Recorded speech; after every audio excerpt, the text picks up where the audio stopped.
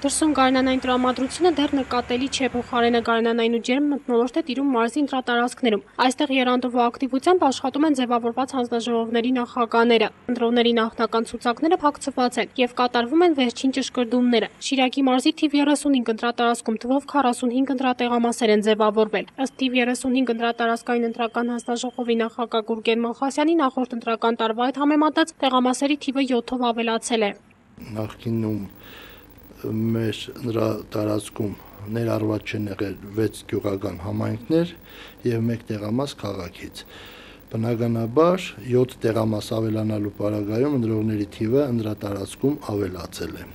Կենտրոնական ընտրական հանձնաժողովի հրապարակած նախնական տվյալների համաձայն թիվ 35 ընտրատարածքում թվով 55,995 ընտրող է հաշվառված։ Վերջին ճշգրտումների արդյունքում ըստ ընտրատարածքային ընտրական հանձնաժողովի նախագահի մոտ 150 ընտրող պակասել է։ Ճշգրտումներն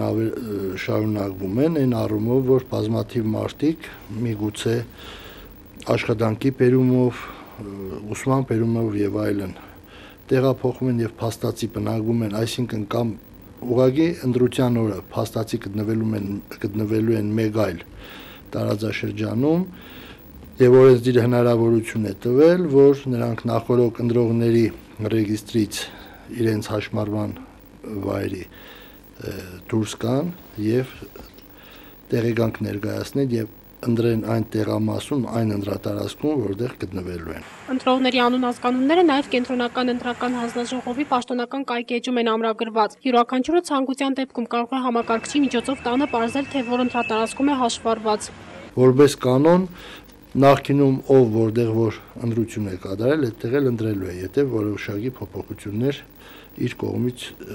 չի իրականացվել այդ ընթացքում։ Ընտրատեղամասերի համարակալումներն եւս արված են օրենքով սահմանված կարգով։ Շիրակի մարզի թիվ 34 ընտրատարածքը թվով 38 տեղամաս ունի։ Նախնական ցուցակի համաձայն մոտ 62517 ընտրող։ Այստեղ ընտրատարածքային ընտրական հանձնաժողովի նախագահ Էդվարդ Բաղրամյանի տեղեկացմամբ ընտրողների թիվը 600-ով ավելացել է։